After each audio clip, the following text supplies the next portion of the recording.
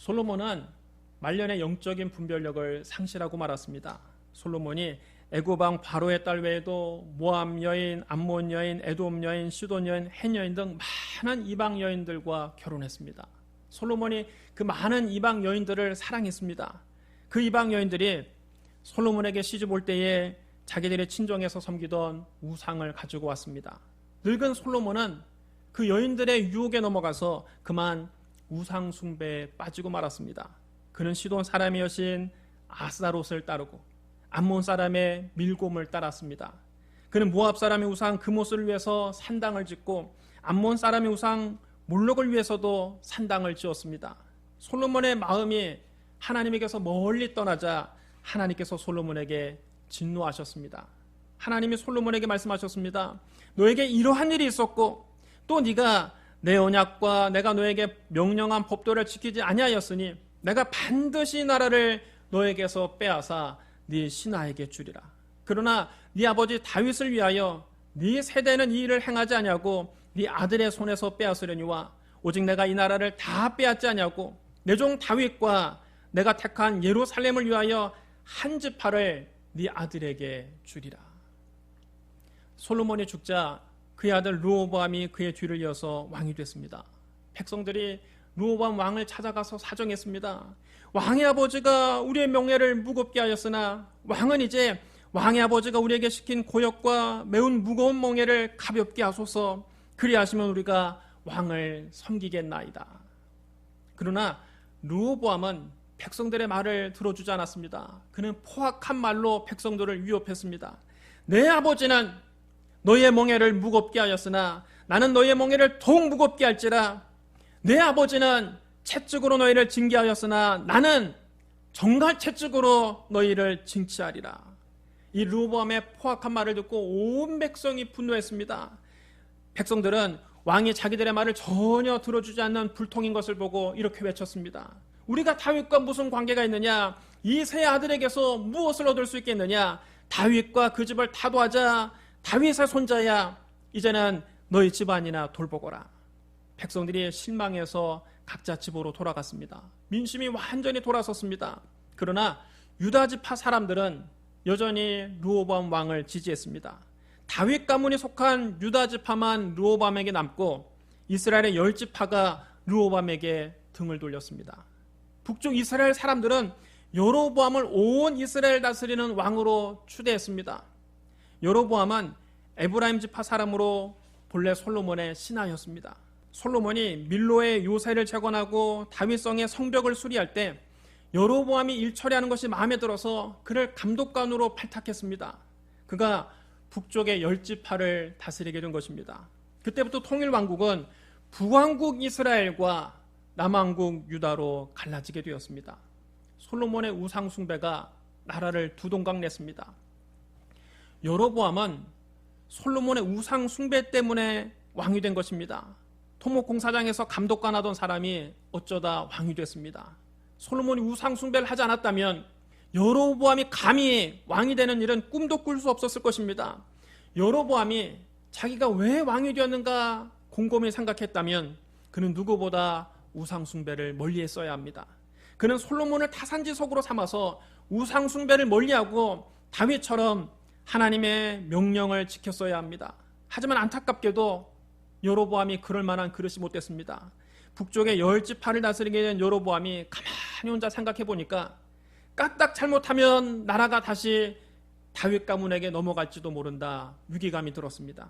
만일 이 백성이 예루살렘 성전으로 가서 여호와께 제사를 드리게 되면 그들이 다시 유다의 르호보암을 왕으로 섬기고 나는 죽일지도 모른다.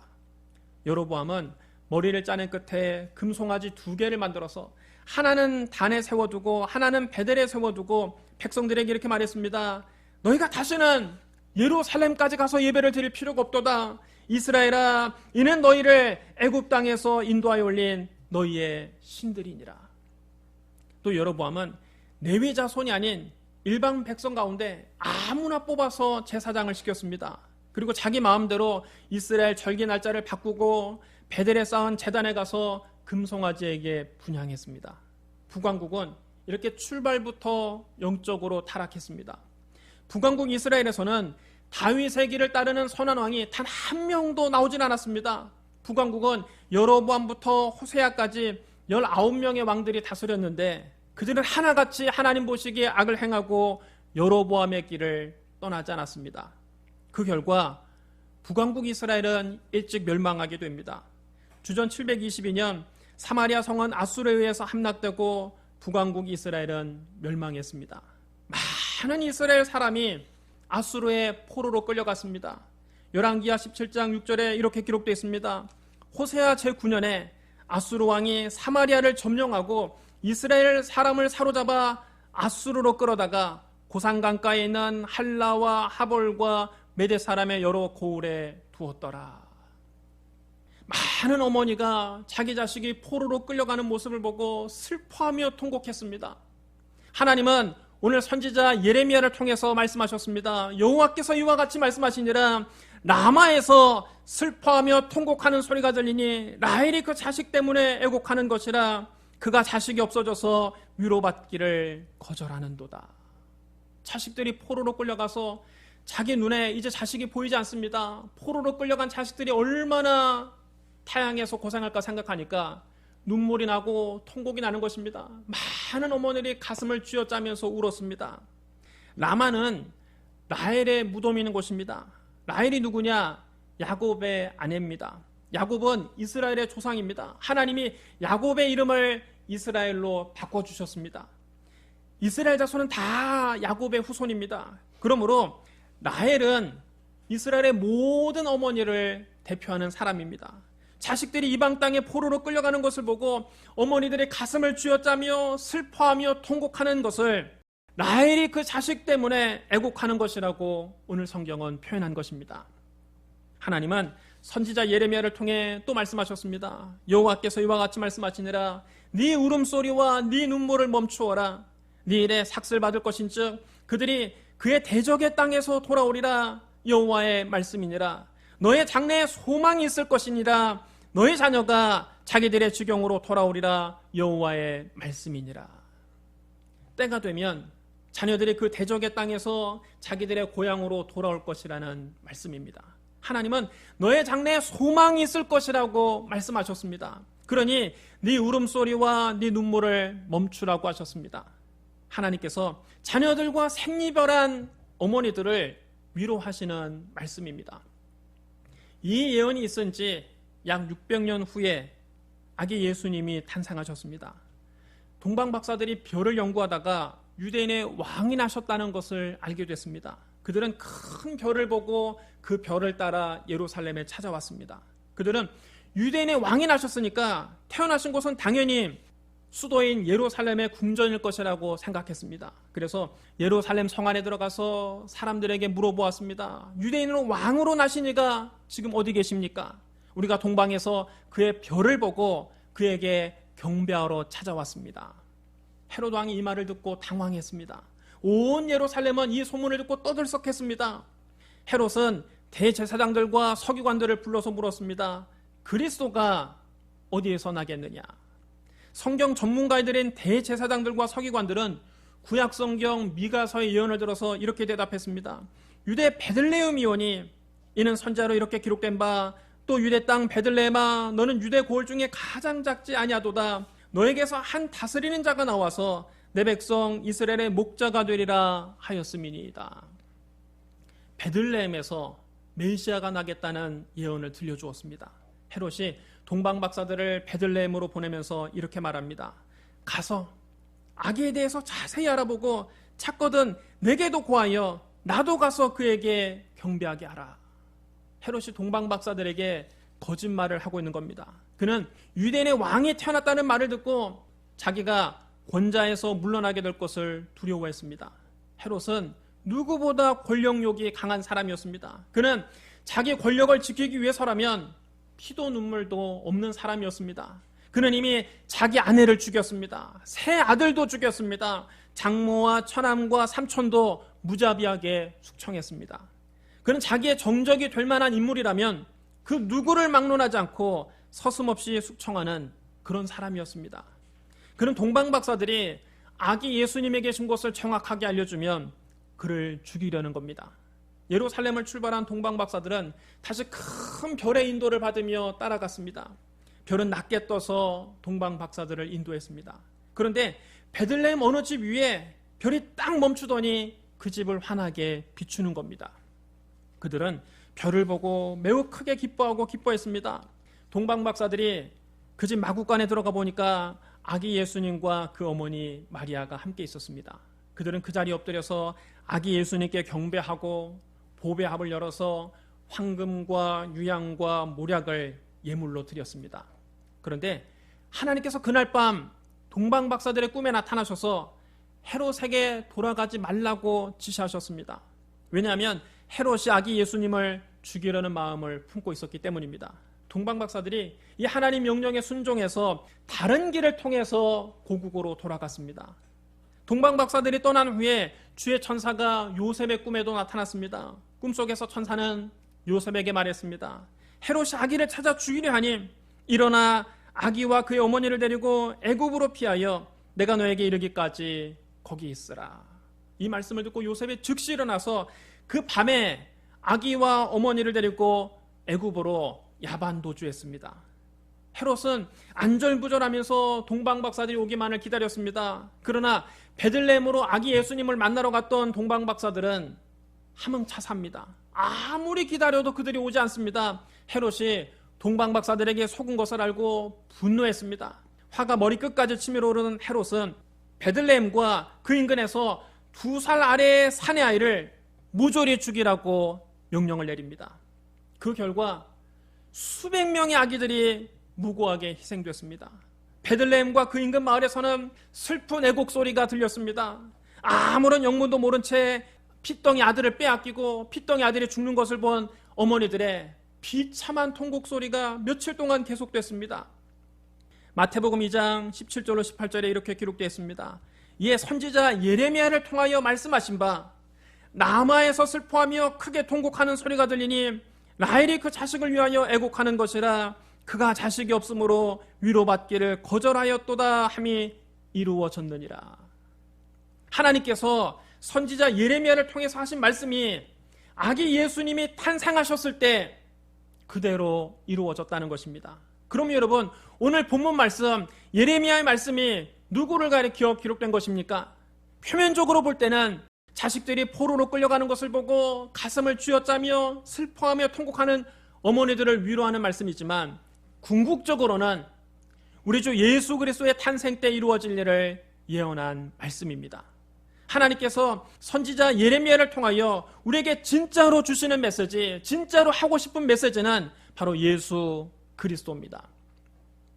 여호와께서 이와 같이 말씀하시니라. 네 울음소리와 네 눈물을 멈추어라. 네 일에 삭슬 받을 것인즉 그들이 그의 대적의 땅에서 돌아오리라. 여호와의 말씀이니라. 너의 장래에 소망이 있을 것이라. 너의 자녀가 자기들의 지경으로 돌아오리라. 여호와의 말씀이니라. 여러분 따르셔야 합니다. 네 눈물을 멈추어라. 이 말씀도 우리 주 예수 그리스도를 통해서 그대로 성취될 것입니다. 부활하신 예수님은 하늘에 오르셨습니다. 예수님은 하나님 우편에 앉아 계시다가 장차 산자와 죽은 자를 심판하러 다시 오실 것입니다. 그때 예수 그리스도를 믿는 사람들은 구름 속으로 끌어올려져 공중에서 주님을 영접하게 됩니다. 데살로니가전서 4장 16절로 17절에 이렇게 기록되어 있습니다. 주께서 호령과 천사장의 소리와 하나님의 나팔 소리로 친히 하늘로부터 강림하시리니 그리스도 안에서 죽은 자들이 먼저 일어나고 그 후에 우리 살아남은 자들도 그들과 함께 구름 속으로 끌어올려져 공중에서 주를 영접하게 하시리니 그리하여 우리가 항상 주와 함께 있으리라. 주님은 우리를 새하늘과 새 땅으로 인도하실 것입니다. 새하늘과 새 땅이 어떤 곳입니까? 요한계시록 21장 1절로 4절에 이렇게 기록되어 있습니다. 또 내가 새하늘과 새 땅을 보니 처음 하늘과 처음 땅이 없어졌고 바다도 다시 있지 않더라. 또 내가 보매 거룩한 성 새 예루살렘이 하나님께로부터 하늘에서 내려오니 그 준비한 것이 신부가 남편을 위하여 단장한 것 같더라. 내가 들으니 보좌에서 큰 음성이 나서 이르되 보라, 하나님의 장막이 사람들과 함께 있음에 하나님이 그들과 함께 계시리니 그들은 하나님의 백성이 되고 하나님은 친히 그들과 함께 계셔서 모든 눈물을 그 눈에서 닦아주시니 다시는 사망이 없고 애통하는 것이나 곡하는 것이나 아픈 것이 다시 있지 아니하리니 처음 것들이 다 지나갔음이로라. 여러분 따라해 주시랍니다. 모든 눈물을 닦아주시니. 예수 그리스도께서 이 세상에 다시 오실 때 우리는 새하늘과 새 땅에 들어가게 될 것이고, 거기서 하나님은 모든 눈물을 우리 눈에서 닦아주실 것입니다. 다시는 사망이 없고 애통하는 것이나 곡하는 것이나 아픈 것이 다시 있지 않을 것입니다. 우리 눈에서 눈물이 멈추는 것도 예수님이 세상에 다시 오실 때 완전히 이루어지는 것입니다. 사랑하는 성도 여러분, 모든 성경은 예수로 통합니다. 부활하신 예수님께서 제자들을 만나 말씀하셨습니다. 내가 너희와 함께 있을 때에 너희에게 말한 바 곧 모세의 율법과 선지자의 글과 시편에 나를 가리켜 기록된 것이 이루어져야 하리라 한 말이 이것이라. 여러분 따라해 주셔야 합니다. 모세의 율법과 선지자의 글과 시편에 나를 가리켜 기록된 모든 것이 이루어져야 하리라. 모세의 율법과 선지자의 글과 시편은 구약성경 전체를 가리킵니다. 히브리인들은 구약성경을 모세의 율법과 선지자의 글과 시편으로 분류했습니다. 여기서 우리는 구약성경 전체에 예수 그리스도를 가리키는 말씀이 있다는 것을 분명히 알 수 있습니다. 모든 성경은 예수 그리스도를 가리키고 있는 것입니다. 오늘 본문 말씀인 예레미야의 말씀도 예수 그리스도를 가리키고 있는 겁니다. 예수님이 친히 말씀하셨습니다. 너희가 성경에서 영생을 얻는 줄 생각하고 성경을 연구하거니와 이 성경이 곧 내게 대하여 증언하는 것이니라. 여러분 따라해 주셔야 합니다. 이 성경이 곧 내게 대하여 증언하는 것이니라. 성경은 예수 그리스도에 관한 증언입니다. 모세 율법도 예수 그리스도를 증언하고 있습니다. 선지자의 모든 글도 예수 그리스도를 증언하고 있습니다. 시편도 예수 그리스도를 증언하고 있습니다. 신약 성경은 두말할 필요 없이 예수 그리스도를 증언하고 있습니다. 그러므로 여러분, 우리가 성경을 읽을 때 예수 그리스도 중심으로 읽어야 합니다. 창세기부터 요한계시록까지 모든 성경에서 예수 그리스도를 만나야 합니다. 그것이 성경이 일관되게 우리에게 전해주는 진짜 메시지입니다. 우리가 예수 그리스도를 믿어 영생을 얻게 하는 것, 그것이 성경을 기록한 목적입니다. 요한복음 20장 30절로 31절에 이렇게 기록되어 있습니다. 예수께서 제자들 앞에서 이 책에 기록되지 아니한 다른 표적도 많이 행하셨으나 오직 이것을 기록함은 너희로 예수께서 하나님의 아들 그리스도이심을 믿게 하려 하며 또 너희로 믿고 그 이름을 힘입어 생명을 얻게 하려 함이니라. 우리가 성경을 읽고 또 하나님 말씀을 들으면서 예수께서 하나님의 아들 그리스도시요 그것을 깨닫고 믿을 때 우리는 영생을 얻게 됩니다. 여러분이 성경을 읽으실 때마다, 설교를 들으실 때마다 예수 그리스도를 만나게 되시기를 주님의 이름으로 축복합니다. 우리 기도하겠습니다. 사랑과 은혜가 풍성하신 하나님 아버지, 하나님 우리를 이처럼 사랑하사 독생자를 보내주시니 감사합니다. 예수님이 십자가에서 우리의 모든 죄값을 대신 치러주시니 감사합니다. 십자가에서 죽으시고 부활하신 예수님을 우리의 구주로 믿습니다. 주님이 장차 이 세상에 다시 오실 때 우리 모두 공중에서 주님을 영접하게 하여 주시옵소서. 모든 눈물을 우리 눈에서 닦아 주시옵소서. 예수님 이름으로 감사하며 기도드리옵나이다. 아멘.